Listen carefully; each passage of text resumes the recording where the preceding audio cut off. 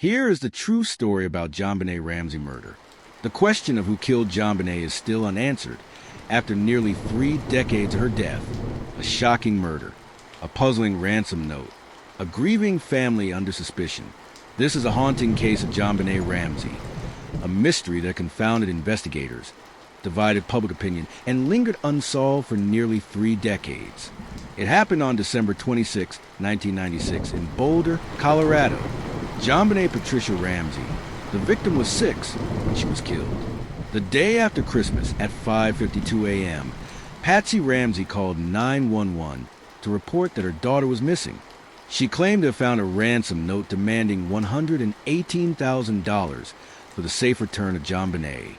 The note was bizarrely long, full of strange phrasing, and signed SBTC. Here is the text of the ransom note. Mr. Ramsey, listen carefully.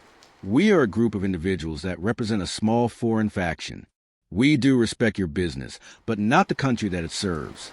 At this time, we have your daughter in our possession. She is safe and unharmed, and if you want her to see 1997, you must follow our instructions to the letter. You will withdraw $118,000 from your account. $100,000 will be in $100 bills, and the remaining $18,000 in $20 bills. Make sure that you bring an adequate size attaché to the bank.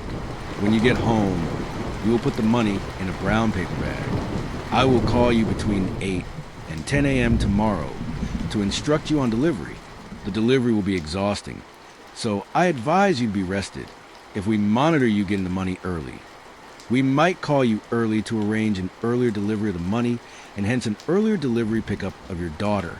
Any deviation of my instructions will result in the immediate execution of your daughter. You will also be denied her remains for proper burial. The 2 gentlemen watching over your daughter do not particularly like you, so I advise you not to provoke them. Speaking to anyone about your situation, such as police, FBI, etc., will result in your daughter being beheaded. If we catch you talking to a stray dog, she dies. If you alert bank authorities, she dies. If the money is in any way marked or tampered with, she dies. You will be scanned for electronic devices, and if any are found, she dies. You can try to deceive us, but be warned that we are familiar with law enforcement countermeasures and tactics.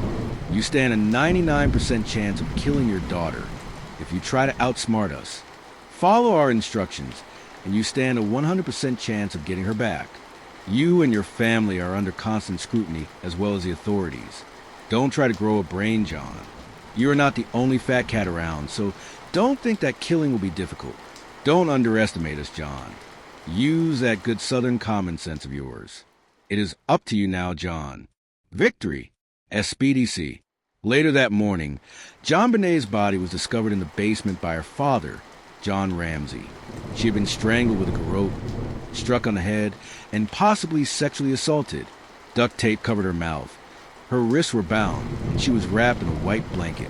The Boulder Police Department launched what became one of the most high-profile murder investigations in American history. But from the start, key mistakes plagued the case. The crime scene was not secured. Friends and family moved freely through the home. JonBenét's body was moved by John before forensic analysis. The ransom notes, oddly specific and theatrical, appear to be written using a pen and pad from inside the house. Forensic evidence offered little clarity. An unknown male's DNA was found on her underwear, but no match was identified.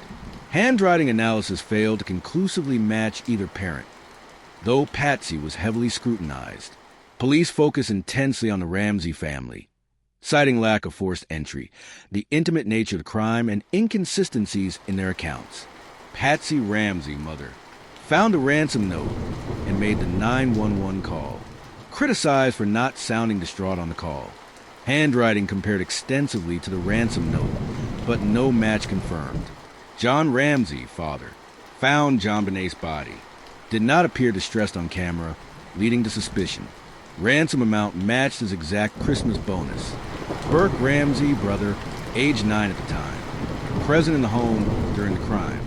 Theories emerged suggesting he may have struck JonBenét in a sibling incident gone wrong, cleared by DNA evidence, and repeatedly denied involvement. A broken window in the basement suggested possible entry. A convicted pedophile made a false confession years later, but was ruled out. DNA on JonBenét's clothing doesn't match any known person. Still the most compelling evidence for an outside perpetrator. Unclear. The crime did not appear to be a straightforward kidnapping. No follow-up communication was made regarding the ransom. The level of personal violence suggested a more emotional or disturbed motive. A staged cover-up of a family accident. A predator targeting JonBenét during the night. A sadistic act disguised to look like a botched kidnapping. Despite media obsession, multiple grand jury investigations, and a national spotlight, no one was ever charged. In 2008, the family was officially cleared by DNA evidence. Patsy Ramsey died in 2006 from ovarian cancer, still under public suspicion. The case remains unsolved, but Boulder Police Aid is still active, with modern DNA testing underway. The JonBenét case devastated a family, traumatized a community, and captivated a nation. It raised uncomfortable questions about media ethics, law enforcement failures, and the vulnerability of children in even the safest homes. Yet decades later, the public is still left asking, if not the Ramseys, then who? Key questions that remain. Who wrote the 3-page ransom note, and why? Whose unidentified DNA was found on JonBenét? Was the crime staged to mislead investigators? Why has no suspect ever matched the forensic evidence? For more true crime content, subscribe to our channel. Your views and suggestions are welcomed in the comments section.